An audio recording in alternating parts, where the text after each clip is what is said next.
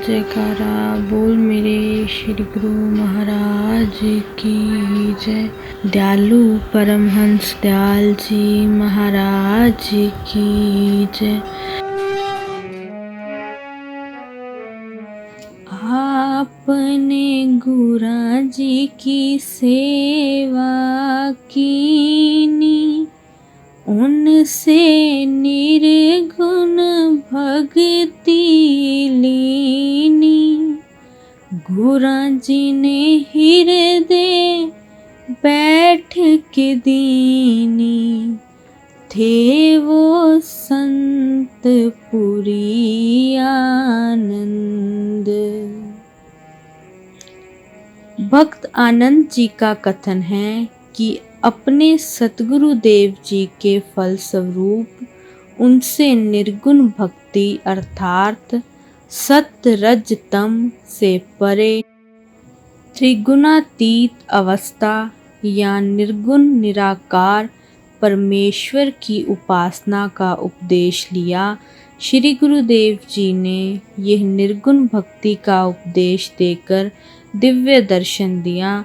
श्री परमहंस दयाल जी पूरी सन्यासी थे, अतः आनंद स्वरूप महाप्रभु ने अत्यंत कृपा की।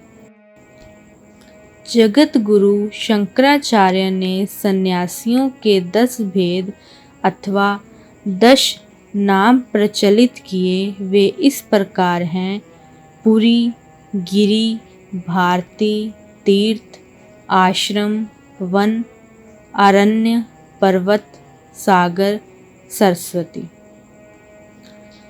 आपने ध्यान में लीव लगाई, सकल घटया तम ज्योत जगाई। जीवा जीव ब्रह्म दर्शाई, होए अज्ञान से ज्ञान आनंद।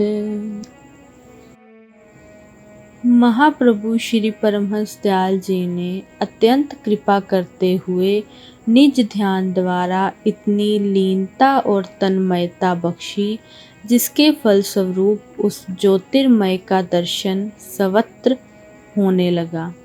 अपने ही आत्मा स्वरूप का दर्शन सर्वत्र होने लगा, अथवा उन्होंने हमारे घाट में उस दिव्य ज्योति को अपने ध्यान की कृपा से जगा दिया।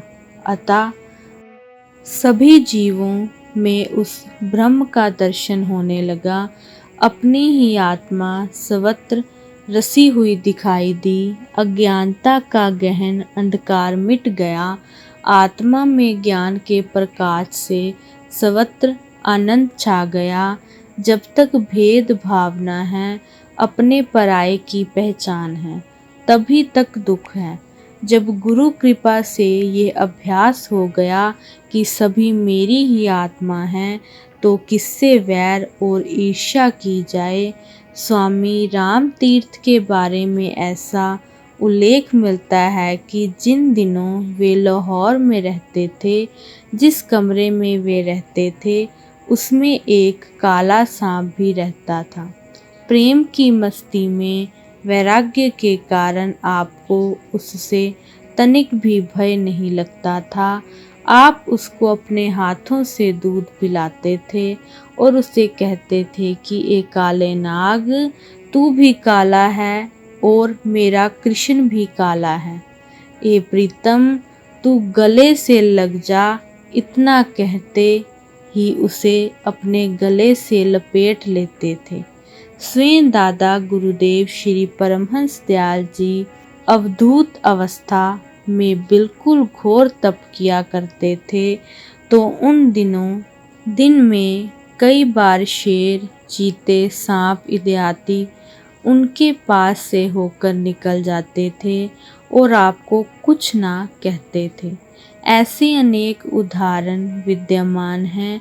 सभी जीवों में अपनी आत्मा का ही दीदार करो, यही महापुरुष हमें आदेश देते हैं।